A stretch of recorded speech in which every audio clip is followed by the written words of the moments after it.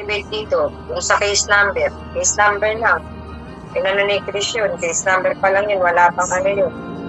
Kasi nga, di ba, usapan ni Chris, yung case number may bayad. O yun yung binili na case number. Pero yung tawag dito, yung ginawa niya, pag-activate, wala pang bayad. Nag-aantay lang din ako ng client dito para magbigay sa kanya yung 13. Pag ganito, ganito na lang. Ano bang talaga gagawin natin dyan? Anong isasagot natin dyan? Ano ang magandang gawin natin? Kasi pupunta kami ng NBI ngayon. Pupunta kayo doon. Meron kaming meeting ngayon doon sa NBI regarding dyan. Galing sa tropa. Sa NBI mismo, sa top. Saan yun? Sa top. Main NBI. Kamaya, pagdating ni JM, i-ask ko, di ko naman alam yun. Ano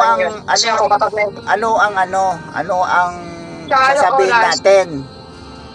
Anong sasabihin? Yun nga, depende nga yan sa report ninyo. Kasi kung ayan, makakuha tayo ng record niyan at kung doon na sa NBI yung sa ganyan, pwedeng ipasa yan sa dealer.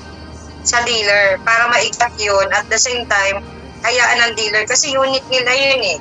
Hindi, kung sabihin mo, doon nagbabayad doon. Kung sabi mo na wag nating sasabihin ng may money involved, paano yun? Paano di magkukumplik yun? Kaya nga tinatanong kita kung ano ang plano eh. Kung sasabihin ba na may money involved? Kasi pagka nireport mo yan, wala na, yun na yun. Kung sinabing may pera involved. Yun nga, ganun nga. Yun nga, ganun nga. Tsaka alam ni Kuya Gobyan that time na Teka, pag-anuhan mo na kung anong sasabihin doon. Kasi kapag after nung report niyan, kailangan yun mabigay sa dealer. Kasi kung hindi rin makakapagbigay ng reason sa dealer kung bakit hindi ka naguhulog, may tendency talaga na talagang hahabulin ka at kukulitin ka ng kukulitin ng bangko. Hindi, bakit pa tayo sa bangko nandyan na yan, nawawala na yung sasakyan. Anong gagawin natin dyan? Anong purpose? Siyempre, ipapahanap, di ba? Ipapaalarma nyo, iaano nyo sa HPG. Ngayon, so ibig sabihin magre-rely tayo sa insurance para mabawi yung pera, parang ganon ang palalabasin natin. Bakit? Hindi natin inaano yung mabawi ang pera. Ang inaano dito, makat yung sisingilin nila. Kasi nga na-report na nawawala. Bakit ka magbabayad sa bangko kung nawawala ang unit? Tapos na-report naman. Paano na yung dito? Paano yung crime na nangyari? Paano natin ma-resolve yun? Kasi yun yung i-complain ng may-ari diyan eh. Yung unit niya, sabi niya nakarnap. Nawala lang ng basta-basta ganon. Kayo kung anong decision ni ma'am, kasi ang sa akin, kasi hindi ko rin naman mapipigilan ang decision niya. Pwede rin naman ako mag-suggest kung mapakinggan niya. Kaya nga nag-uusap tayo ng ganito para at least alam ko yung isasabihin ko din kay ma'am. Hindi kasi ganito. Pwede din naman, di kung sasabihin na ayan, totoo yun, pero obligado talaga tayo at si ma'am magbabayad yan hanggang sa matapos ang unit. Pag nagdemanda, ganon. Oo.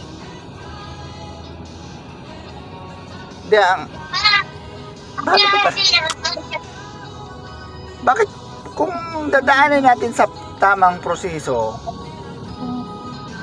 hindi naman natin talaga pwedeng usisain yung kahit isang katiting na kung sino mang taong yun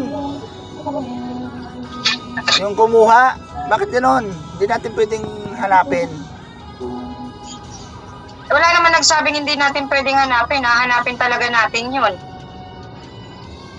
Hindi kaya ang maligawan din kasi that time na yung requirements, hindi kaya alam ko ang tagal ng unit is siniyay mo na, kaya habang tumatagal yung unit alam ko is okay na.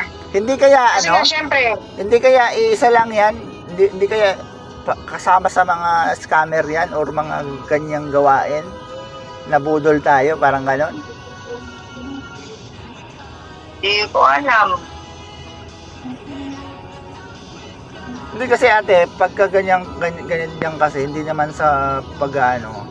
Siyempre, ikaw din yung nag-release. So, para sana, kasi pagka once na ipinasok nila to or sila ang nagkumplinto, talagang dawit tayong dalawa dito, hindi lang ako, ikaw, ako, tayong dalawa kasi sa akin pinagkatiwala, tama nga yung pulis, sa akin pinagkatiwala yung sasakyan.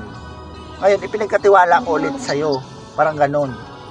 So, hindi lang naman, kunwari, akala mo, nirelease mo yung sasakyan, ikaw na lang negative, pati ako damay. Kaya, kung maaari, gawan na talaga natin ng magandang paraan yan, or mahanap man lang yung sasakyan. Kasi, sa part ko kasi, siyempre, lalaban ako hanggang kung ano yung ginawa ko, yun yung sasabihin ko. Kasi, talagang hanapin dyan, kung ano ang punot dulo niyan, kung bakit nawala yung sasakyan. Ngayon, kaya nga gusto ko sana malaman, bakit hindi natin kahit siguro CCTV o kahit man, kasi ang pinagtataka ko, kahit man lang picture man lang, napakalaking halaga, bakit wala tayo? Yun din ang hinahanap doon. Hindi, kuya, ito yan. Ang akin, di ba, doon tayo nagkita sa mga Vista Mall kasi nga may mga client dito. Ang akin naman that time, dahil lang sabi mo, isi-CI ko pa yan. Kumbaga, dahil sa part naman din mo yung unit is na CI mo hanggang sa tumagal ng tumagal. Wala naman ako na diba, may problema ba? Nag-usap nga tayo na isi-CI ko, pero dapat nandiyan pa yung sasakyan kasi hindi pa tapos ang pag-uusap or hindi pa tapos ang mga documentation niyan. Kukunin ko pa doon sa may-ari dapat ang documents niyan.